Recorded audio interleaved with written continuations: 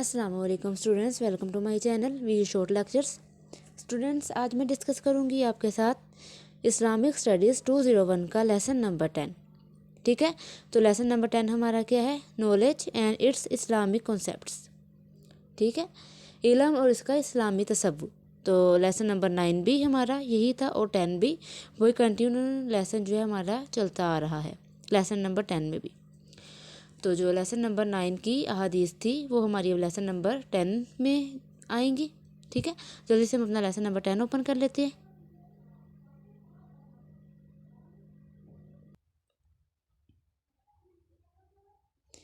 जी students, तो हमने जो है अपना लेसन नंबर 10 जो है वो ओपन कर लिया है जी। लेसन नंबर 10 में क्या है? हमारी अहादीस है लेसन नंबर 9 की। ठीक है, नंबर 9 की अहादीस है। ठीक है, अब जो है knowledge and it's Islamic concept. बिस्मिल्लाहिर्रहमानिर्रहीम। अब सबसे पहले क्या दी गई है? तारीफ़ दी गई है। ठीक है, डेफिनेशन दी गई है। उसमें क्या बताया गया है कि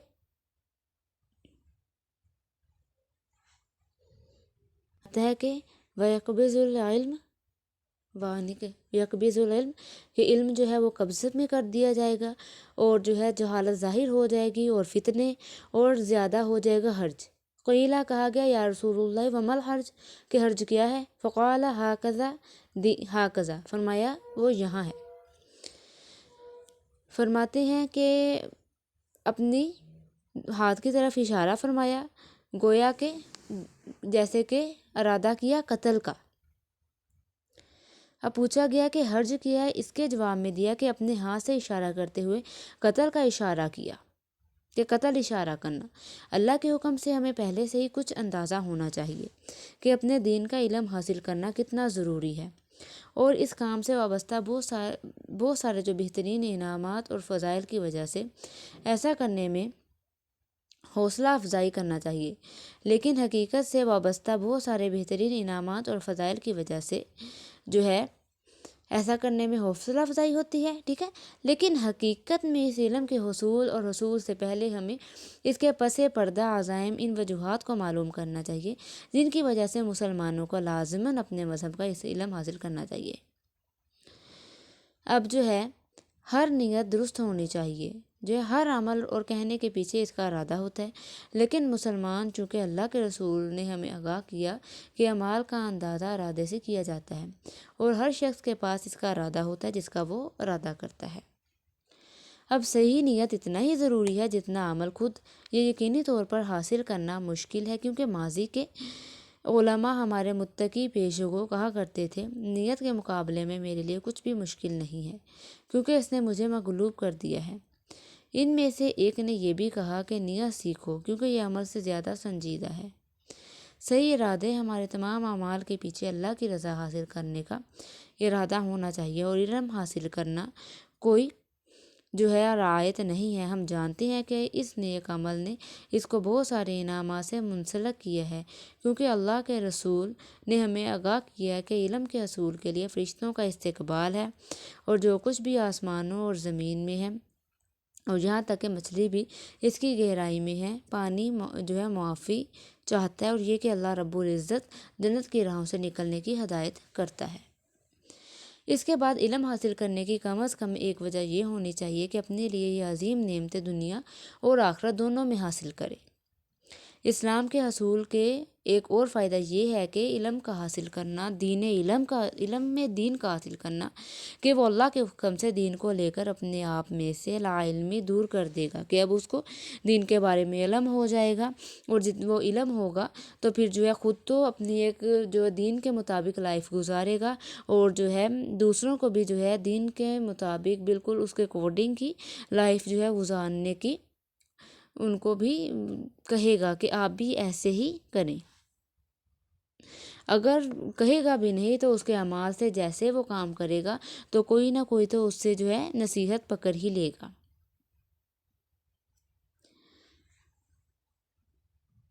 اب یہاں سے دیکھیں کہ امام الاجوری، یہاں سے دیکھیں یہ جہاں پہ میں نے تھم کیا ہے، امام الاجوری ورشپ از ناٹ پاسبل. جی امام الاجوری نے کہا علم کے بغیر عبادت ممکن نہیں، لہٰذا علم کی تلاش لازمی ہے، اور جاہل مومن کے اندر اچھی حالت نہیں ہے، لہٰذا وہ اسے جہالت کو دور کرنے اور اللہ کے حکم اس طریقے سے اللہ کی عبادت کرنے کے علم کی تلاش کرتا ہے. ٹھیک ہے، اور یہ تب ہی ہے جب کسی نے اپنے آپ سے لا علمی کو دور کر دیا ہے کہ کوئی جاہلیت کا پردہ اٹھانے میں مدد کر سکتا ہے، جو دوسروں کو بھی اپنے رب کی حقیقی عبادت سے روکتا ہے. نیز اسلام کے معقول علم کے اصول سے ہی کافروں اور جدت پسندوں اور دوسرے تمام لوگوں کی طرف سے اس پر ہونے والے حملوں کا مقابلہ کرنے کے قابل ہو جاتا ہے، جن کی خواہش ہے کہ یا تو اسے ختم کر دے یا خراب کرے. اب بہتر پوزیشن میں یہ آ سکتا ہے، لہذا کسی خاص معلومات سے آراستہ مذہب کے دفاع کے لیے اس کے بعد علم کے حصول اور حصول کے پیچھے کچھ وجوہات ہیں. اس سے جڑے ہوئے انعامات اور اسلام کے بارے میں اپنے آپ سے اور دوسروں سے لا علمی دور کرنا اسلام کی فضیلت ہے. ٹھیک ہے، اب جو ہے یہاں سے دیکھیں، آیت دیکھیں، انما یخش اللہ من عبادہ العلماء، کہ بے شک ڈرتے ہیں اللہ سے ان کے بندوں میں سے علماء، مطلب کہ علم والے. مطلب ظاہری بات ہے کہ علماء اس سے مراد ہے کہ جس کے پاس علم ہوگا، اس کو پتہ ہوگا اللہ کے بارے میں، کہ اللہ کا جو اللہ کی خوف کے بارے میں، اور جو اللہ پاک نے مسلمانوں پر نعمتیں کی ہیں، اور پھر بھی وہ اللہ کی ناشکریہ کرے گا، تو پھر جو ہے وہ اللہ سے ڈرے گا، خوف کرے گا کہ اللہ تو ہمارا اتنی بزرگی والا ہے اور ہم ان کی کیوں نافرمانی کریں. دیکھیں تھے اٹ از اونلی دوز وہ نالج. ٹھیک ہے، مطلب کہ بے شک اللہ سے ڈرتے ہیں ان کے بندوں میں سے علماء. اور جیسا کہ ماضی کے کچھ علماء کہتے تھے، علم زیادہ بیان نہیں کرتا بلکہ علم سے ڈرتا ہے. شہرت یا حیثیت کی وجوہات کی بنا پر اس کی تلاش نہیں کی جانی چاہیے جو اس دنیا کے مقاصد ہیں. ہمیں اس زمرے میں نہ آنے سے خوفزدہ ہونا چاہیے، کیونکہ حدیث کے مطابق اس کے نتائج سنگین ہیں. اپنے ارادوں کو مستقل طور پر جانچنا، لہٰذا ہمیں اخلاص اور عمل کی پاکیزگی کو یقینی بنانے کے لیے لوگوں کو اسلام کی طرف بلانا، کیونکہ ناظرین یا لوگوں کے گروپ کے سامنے خاص طور پر جو ہے کھڑے ہو کر ارادے جو ہے داغدار بننا آسان ہے. شیطان بھی مسلسل کوشش کر رہا ہے کہ وہ جس طرح بھی ہو سکتا ہے ہمارے اچھے کاموں کو برباد کر دے. ٹھیک ہے، تو آگے کہا گیا ہے کہ تو آئیے ہم احتیاط کریں اور پریشان رہیں کہ ہم اسلام کے بارے میں کیوں علم حاصل کر رہے ہیں، اور اللہ سے دعا گو ہیں کہ ہمیں قیامت کے دن اس کے ذریعے فیصلہ کرنے والے پہلے لوگوں کی طرح شامل ہونے سے بچائے، جس کے متعلق نبی کریم صلی اللہ علیہ وسلم نے ہمیں خبردار کیا. اس لیے پہلے طلب کیا جائے گا وہ شخص جو علم سیکھا اور اس کو سکھایا اور قرآن کو پڑھا اور اس کے ساتھ آئے گا اور اس کے حق میں اس کا پتہ چل جائے گا اور وہ اسے پہچان لے گا. یہ کہا جائے گا تم نے اس کے ذریعے کیا کیا ہے، اور کہے گا میں نے علم کا مطالعہ کیا اور اس کی تعلیم دی اور آپ کے لیے قرآن مجید پڑھا. کہا جائے گا تم نے جھوٹ بولا ہے، بلکہ آپ نے علم کا مطالبہ کیا تاکہ آپ کے بارے میں یہ کہا جائے کہ عالم اور آپ نے تلاوت کی قرآن. تو یہ ہے آپ کے بارے میں کہا جائے گا کہ تلاوت، اور یہ کہا گیا تھا. پھر اسے حکم دیا جائے گا اور اس کے چہرے پر گھسیٹ لیا جائے گا یہاں تک کہ اسے آگ میں ڈالا جائے گا. اللہ پاک جو تمام خامیوں سے پاک ہے ہمیں اس سے بچائے، آمین ثم آمین. نیکسٹ ہے Muslims contributions to science, science میں مسلمانوں کا تعاون. اسلام لوگوں کو ہر موقع پر پڑھنے اور سیکھنے کی تاکید کرتا ہے. قرآن کی آیتیں لوگوں کو فطرت کے مظاہر، دن اور رات کے جانشینی، ستاروں کی حرکت، سورج، چاند اور دیگر آسمانی جسموں کا مشاہدہ کرنے، متنبع کرنے اور ان کی ترغیب دیتی ہے. مسلمانوں سے التجا کی جاتی ہے کہ وہ کائنات کی ہر چیز کا جائزہ لیں، سفر کریں، تفتیش کریں، دریافت کریں اور انہیں سمجھیں. خدا کی تخلیقات کے تمام عجائبات اور خوبصورتی کی تعریف کرنے اور ان کا شکر گزار ہونا بہتر ہے. محمد صلی اللہ علیہ وسلم پر پہلی وحی سے معلوم ہوا کہ اسلام علم کی کتنی پرواہ کرتا ہے. ٹھیک ہے، اقرأ بسم ربک الذی خلق، پڑھو اپنے رب کے نام سے کس نے پیدا کیا. ٹھیک ہے، اب جو ہے سیکھنا مرد اور عورت دونوں پر لازم ہے۔ مزید یہ کہ تعلیم صرف مذہبی امور تک ہی محدود نہیں ہے، اس میں علم کے تمام شعبے شامل ہیں، بشمول حیاتیات، طبیعیات اور ٹیکنالوجی۔ علماء اسلام میں سب سے زیادہ درجہ رکھتے ہیں۔ ٹھیک ہے، آگے ہے ایسٹرونومی۔ اس میں کیا کہا گیا ہے کہ فلکیات۔ اب ماہرین فلکیات میں ہمیشہ سے خصوصی دلچسپی رہی ہے۔ ہر مسلمان کی روزمرہ کی زندگی میں چاند اور سورج کی اہمیت ہے۔ چاند کی طرف سے مسلمان اپنی قمری تقویم میں مہینوں کے آغاز اور اختتام کا تعین کرتے ہیں۔ سورج کے ذریعے مسلمان نماز اور روزے کے اوقات کا حساب لگاتے ہیں۔ ٹھیک ہے، یہ بات فلکیات کے ذریعہ ہی مسلمان نماز کے دوران مکہ مکرمہ میں خانہ کعبہ کا سامنا کرنے، قبلہ کا صحیح سمت کا تعین کر سکتے ہیں۔ سب سے عین مطابق شمسی تقویم جو ہے جلالی ہے، جولین سے برتر جلالی ہے، جو عمر خیام کی نگرانی میں وضع کیا گیا ہے۔ قرآن میں فلکیات کے بہت سارے حوالوں پر مشتمل ہے، جیسے کہ آتا ہے وَمِنْ آیَاتِهِ خَلْقُ السَّمَاوَاتِ وَالْأَرْضِ۔ ٹھیک ہے، اور اس کی نشانیوں میں سے ہے آسمان اور زمین کا پیدا کرنا اور مختلف ہونا تمہاری زبانوں اور رنگوں کا، بے شک اس میں نشانی ہے جہان والوں کے لیے۔ مطلب کہ یہ بھی ہے کہ جو عقل رکھتے ہیں، سمجھ رکھتے ہیں، اللہ تعالیٰ کی جو نشانیوں کو دیکھتے ہیں۔ ٹھیک ہے، اس کے بعد ہے جغرافیہ۔ اس میں کیا بتایا گیا ہے کہ مسلمان اسکالرز نے جغرافیہ پر بہت زیادہ توجہ دی۔ در حقیقت جغرافیہ کے بارے میں مسلمانوں کی بڑی فکر ان کے مذہب سے شروع ہوئی۔ قرآن لوگوں کو ہر جگہ خدا کے آثار اور نمونوں کو دیکھنے کے لیے پوری زندگی کا سفر کرنے کی ترغیب دیتا ہے۔ اسلام ہر مسلمان سے یہ تقاضا کرتا ہے کہ جغرافیہ کا کم سے کم اتنا علم حاصل کرے کہ وہ قبلہ کی سمت جو ہے مکہ مکرمہ کی طرف جو ایزیلی وہ معلوم کر سکے۔ نیکسٹ ہے میتھمیٹکس، حساب۔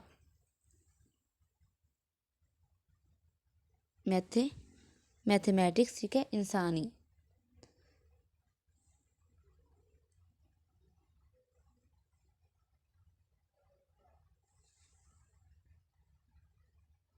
سوری اسٹوڈنٹس، جیوگرافی کے بعد تھا ہیومینٹی، یہ میں نے دیکھا نہیں، انسانیت میں کیا بتایا گیا ہے کہ اسلام میں ہر مسلمان مرد اور عورت کے لیے علم کی تلاش واجب ہے۔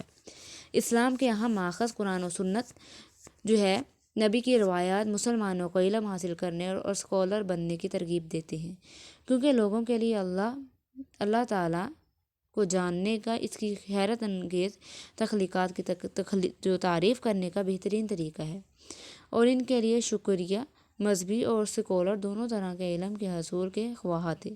اور جو ہے مسلمان اس کے مشن کے چند سالوں کے اندر ہی ایک عظیم تہذیب پھیل گئی اور فروغ پذیر ہوئی۔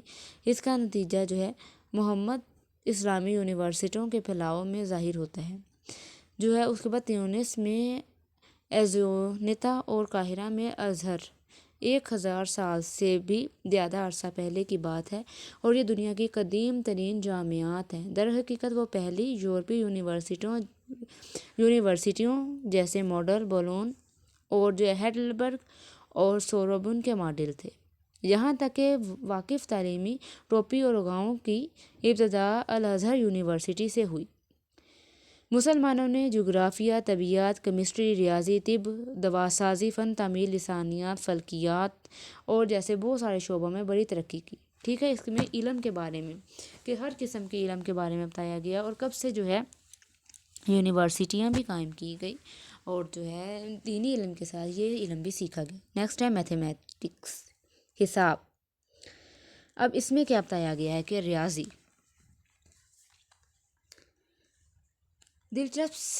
کہتے ہیں کہ دلچسپ بات یہ ہے کہ اسلام انسانیت سے کائنات کے مطالعے اور دریافت کرنے کی اتنی سختی سے تاکید کرتا ہے۔ مثال کے طور پر قرآن فرماتا ہے، ہم اللہ آپ کو انسانوں کو اپنی علامتوں نمونوں کو اس کائنات میں اور اپنے آپ کو دکھائیں گے جب تک کہ آپ، جیسے کہ آیت آ رہی ہے سنوریہم، کوئی یقین نہ آ جائے کہ وہی حق ہے۔ دریافت اور تلاش کی اس دعوت نے مسلمانوں کو فلکیات، ریاضی، کیمسٹری اور دوسرے علوم میں دلچسپی دلائی، اور وہ جیومیٹری، ریاضی اور فلکیات کے مابین خط و کتابت کے بارے میں ایک واضح اور پختہ تفہیم رکھتے ہیں۔ مسلمانوں نے علامت کو صفر کے لیے ایجاد کیا۔ لفظ سائفر عربی صفیر سے آیا ہے اور انہوں نے اعداد کو اشاریہ نظام یعنی 20 میں ترتیب دی۔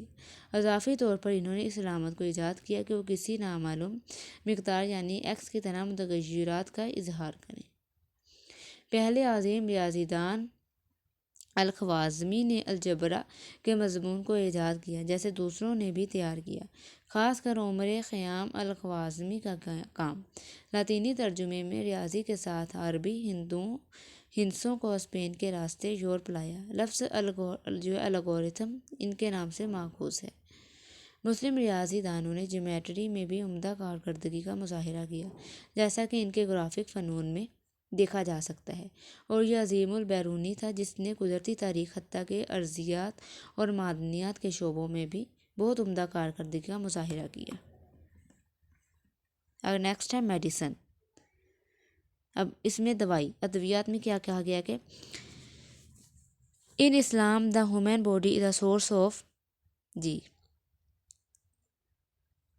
اسلام میں انسانی جسم تعریف کا ایک ذریعہ ہے کیونکہ اللہ رب العزت نے تخلیق کیا ہے۔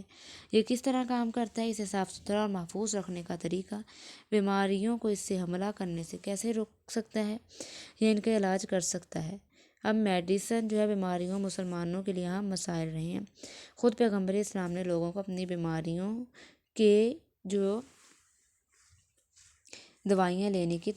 میڈیسن لینے کی تاکید کی، کیونکہ اس وقت لوگ ایسا کرنے سے گریزاں تھے۔ انہوں نے یہ بھی کہا کہ خدا نے کوئی بیماری پیدا نہیں کی بلکہ اس کے سوائے کے علاج قائم کیا۔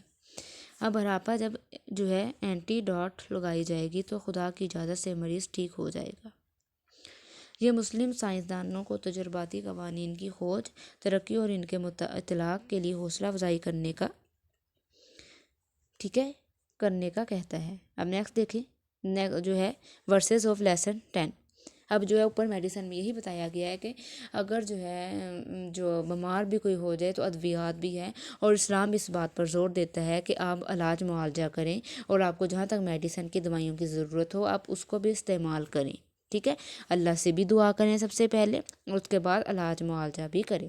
اگر آپ علاج معالجہ نہیں کریں گے، ویسے ہی بیٹھے رہیں گے، تو اس کے پر آپ کو گناہ ہوگا۔ ٹھیک ہے، اب ہے ورسز آف لیسن 10، 10ویں لیسن نمبر 10 کی ہماری آیات ہیں، اور وہ ہم نے پڑھی بھی ہیں۔ ٹھیک ہے، اقرأ بسم ربک الذی خلق انما یخشی اللہ من عبادہ العلماء۔ ٹھیک ہے، یہ آپ 2 آیتیں بھی کر لیں۔ ٹھیک ہے، اب احادیث لیسن نمبر 10 کی دیکھ لیتے ہیں۔ لیسن نمبر 10 کی ہماری حدیث کیا ہے؟ اے اللہ، میں آپ سے فائدہ مند علم کے لیے دعا گو ہوں۔